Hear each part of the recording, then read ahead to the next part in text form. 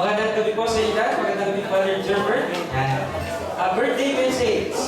Father, happy birthday. Salamat sa pagiging modelo religyoso sa aming lahat.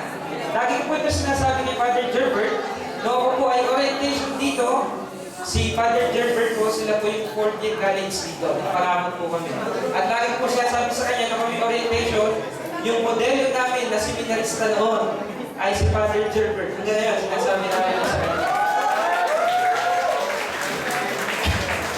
At yung unang kanta na natutunan ko, pero hindi ko makanta eh. Huwag niyo akong pilitin dahil bibigyan ko kayo. Baka kayo umayaw. Hindi. Yung kanta nyo na Father's Prayer, Father's Prayer, na talaga naman itinuro yun sa amin sa community. Inisip ko pa nga, sino kaya nag-compose ng kanta ito pagkaganda? Ngayon pala naman ay si Father Gerbert. Saka yung kanya din, yung kanyang pagiging makata, yung kanyang pen name na hitchhiker, malagi kong nababasa. Sino ba itong hitchhiker na ito, no? Halos laman ng angkor, kanya na lamang palagi. Si Father Gerbert pala yun. Tunay na makata, tunay na modelo, tunay na mabuting kaibigan, no? Buhay pa yata ng pinararagalan, no? Hindi naman, no?